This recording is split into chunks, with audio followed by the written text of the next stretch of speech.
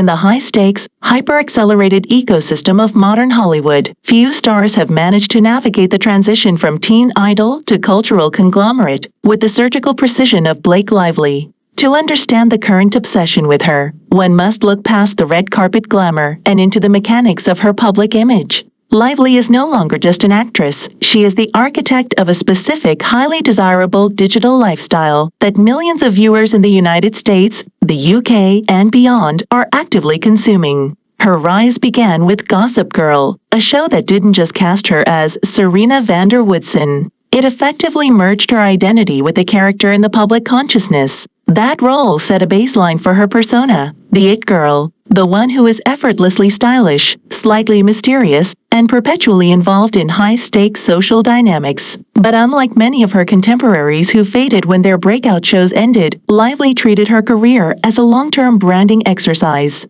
She understood early on that in the digital age, fame is not just about talent. It is about accessibility, curated authenticity, and the ability to control the news cycle. When we look at why she remains a trending topic, it is because she occupies a rare space where she is both a Hollywood powerhouse and a relatable domestic figure. This is the duality that keeps her relevant. She is the woman who walks the Met Gala steps in a transformative architectural gown that dominates global headlines for a week, only to post a witty, self-deprecating photo on Instagram about the exhaustion of motherhood or a minor cooking mishap the very next day. This oscillation between the unattainable and the accessible creates a psychological hook for the audience. Viewers don't just watch her, they study her. They look for patterns in her appearances, hidden meanings in her social media captions, and clues about her next move. This is the definition of a modern-day enigma. In an industry where PR teams often stifle the personality of stars, Lively has mastered the art of weaponized charm. She knows exactly when to lean into a controversy, when to use humor to deflect a serious inquiry, and when to go completely silent to create a vacuum that the media will inevitably scramble to fill with speculation. This strategic silence is perhaps her most potent tool. By not being everywhere at once, she creates a sense of scarcity that makes her eventual public appearances feel like major events. The audience feels like they are being let in on a secret, even when they are just observing a carefully orchestrated PR strategy.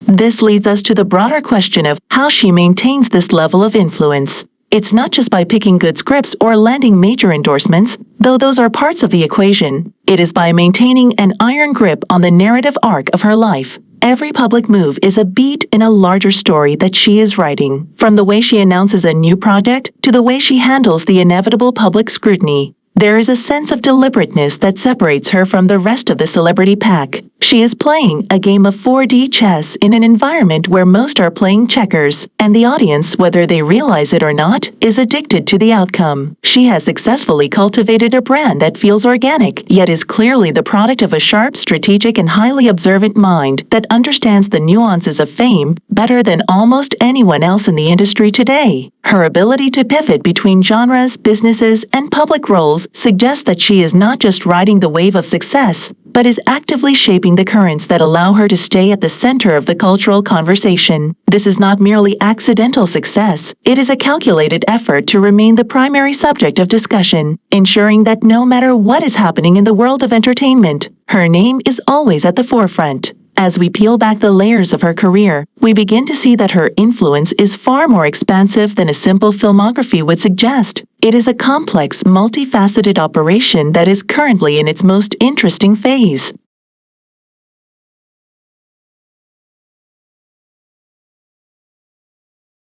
Continuing the deep dive into this strategic empire, we have to address how the Blake Lively brand has moved beyond the screen and into the living rooms, closets, and pantries of the middle class. While her peers were busy signing traditional multi-million-dollar endorsements that often felt like rented authenticity, Lively was building an ecosystem. Her entry into the beverage industry was a pivotal moment in this evolution. She didn't just walk into a boardroom and offer her likeness for a commercial. She entered as a creative force, someone who understood that to capture the attention of a skeptical, cynical audience, the product had to be tied to her personal identity. She marketed this not as a drink, but as a lifestyle staple, a bridge to the glamorous, well-curated life she presented on social media. The brilliance here was in the subtlety. By integrating her product into her social media aesthetic, she made it feel like a natural part of her day-to-day existence, not a forced advertising segment. This is what marketers call organic integration, and it is the holy grail of modern advertising, because she has spent years building a rapport with her audience based on trust, wit, and shared moments. When she suggests a product, the audience doesn't feel sold to. They feel like they are being given a recommendation from a peer.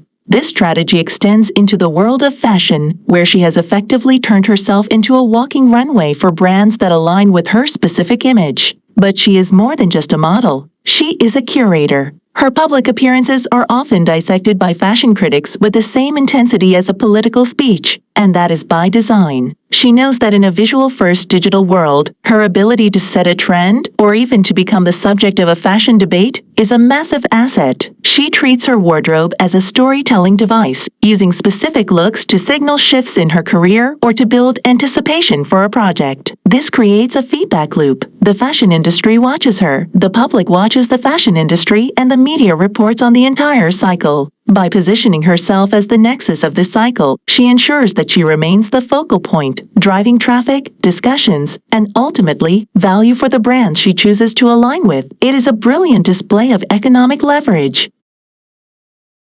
Moreover, she has expertly navigated the shift from being a hired gun actress to an independent power player. By taking on roles that allow for creative input or producing capacity, she ensures that her name is attached to the bottom line of a project's success. This is crucial for long-term stability. While a lead actress can be replaced, a producer with a vision is an asset to a studio. She is essentially ensuring that she has a seat at the table where the decisions are made, moving away from being a disposable commodity and toward being a permanent fixture in the production hierarchy. This is where the real money and influence are generated. She is no longer just a face on a poster, she is a stakeholder in the intellectual property itself. The way she handles this transition is also noteworthy. She doesn't scream about her business wins, she lets the market results speak for themselves. This quiet power strategy makes her seem more formidable. We see her moving through business circles with the same grace she uses on the red carpet, but with a sharpened, analytical edge that suggests she is constantly evaluating ROI and market positioning. Every partnership, every investment, and every public appearance is analyzed through the lens of long-term brand equity. She is not chasing short-term fame. She is building a corporate structure that can outlast her time in front of the camera.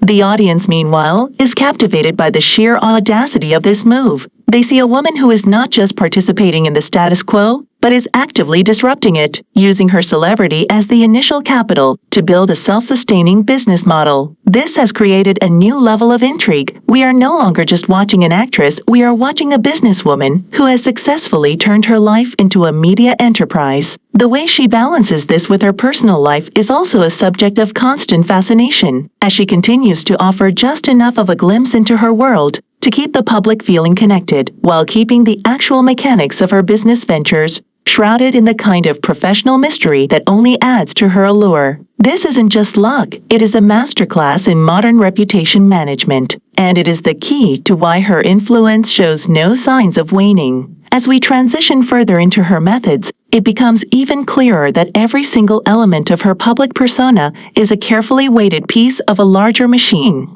Navigating the minefield of modern public discourse is perhaps the most impressive feat of her career, particularly when viewed through the lens of crisis management and narrative control. In an era where a single misstep can lead to cancellation or a total collapse of one's reputation, she has adopted a methodology of proactive redirection. Instead of allowing the media to define the story, she frequently takes control of the frame by utilizing humor and self-deprecation as a form of social camouflage. When a controversy emerges, be it a critique of her business ventures or an intense scrutiny of her personal life, she rarely resorts to the standard canned press release. Instead, she leans into the discomfort, often addressing the elephant in the room with a wit that disarms critics before they can gain momentum. This technique is incredibly effective because it forces the audience to engage with her on her terms. By acknowledging the issue, she strips it of its potential for sustained outrage. It is a form of emotional intelligence applied to the mechanics of fame.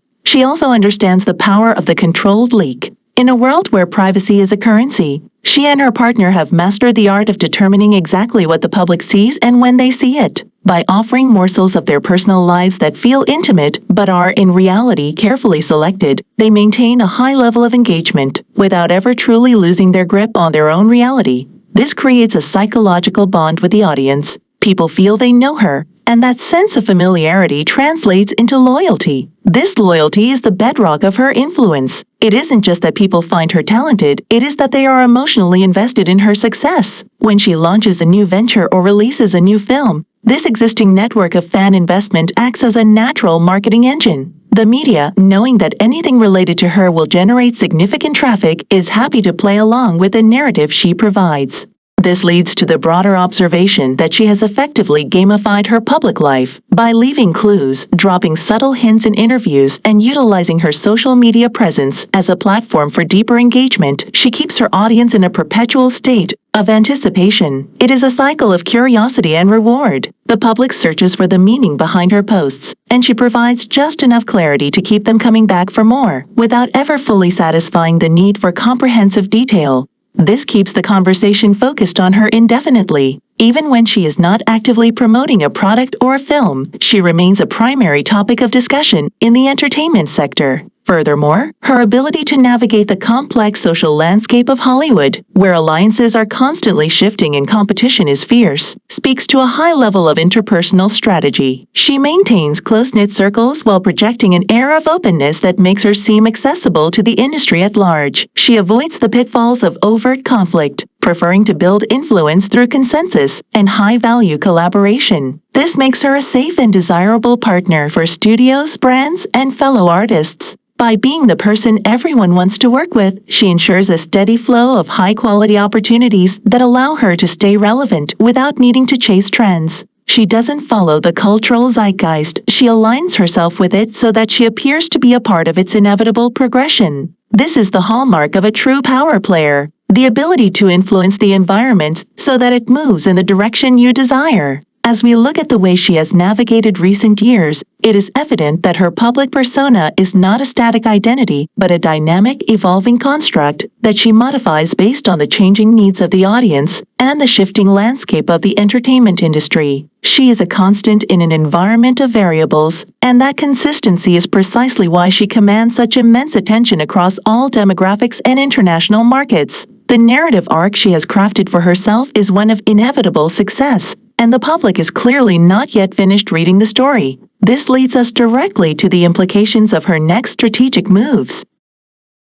As the dust settles on the high-profile legal battle that dominated the entertainment cycle for the better part of 18 months, the focus shifts to what comes next. The resolution of the dispute with Justin Baldoni, resulting in a court-ordered recovery of over $8 million in legal fees for Lively, marks a definitive closing of one of the most turbulent chapters in her career. For many, this isn't just the end of a lawsuit. It's a masterclass in how a modern celebrity navigates scorched earth litigation while maintaining their standing in the industry. While the courtroom drama was intense, the aftermath highlights a crucial takeaway. In Hollywood, the story isn't just what happens on set, it's how you control the narrative once the cameras stop rolling. Lively's ability to emerge from such a massive public conflict, one that saw her and her inner circle dragged into allegations of extortion and defamation, without a total career collapse, is a testament to the immense brand equity she has built. What we are witnessing now is a calculated pivot. The crisis PR strategies, observed throughout 2025 and early 2026, the strategic glimpses into her family life.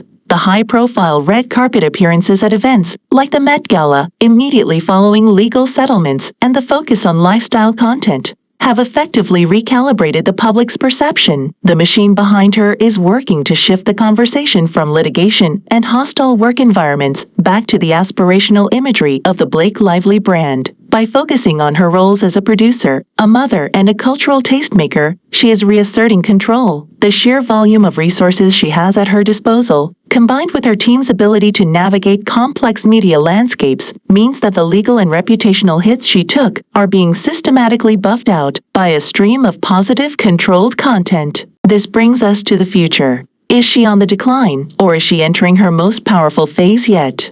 The evidence points to the latter. She is no longer just a performer, she has become a permanent fixture in the industry's infrastructure. Her legal victory, even if limited to fee recovery rather than punitive damages, sets a precedent. It signals to other collaborators and studios that she is not a soft target. It reinforces the idea that her all-consuming involvement in projects like It Ends With Us is not just a creative choice, but a power dynamic she intends to uphold. Moving forward, we can expect her to double down on behind-the-camera work, where she can leverage her industry influence to greenlight projects that fit her vision, rather than simply taking on roles that require her to be a hired hand. The public, meanwhile, remains addicted to the cycle, whether they are critics analyzing her every move or fans celebrating her resilience. The result is the same. They are watching. This obsession is the true currency of Hollywood, and Lively has proven that she has a bottomless account. As she looks ahead, the challenge will be to maintain this delicate balance between being an accessible icon and a powerful corporate entity. She has successfully navigated the biggest PR threat of her life, and by doing so, she has arguably cemented her place as one of the most resilient and strategic minds in the business. The narrative hasn't ended, it has simply evolved. As she steps into this new post-litigation era, she continues to demonstrate that for an icon like Blake Lively, the story is never about what the public thinks is happening, but about what she chooses to show us next. The screen may go dark on this particular legal saga, but the brand itself is brighter than ever, and the industry is already waiting with bated breath to see which board she decides to sit at next. The game is hers, and as history has shown, she rarely makes a move that isn't designed to win.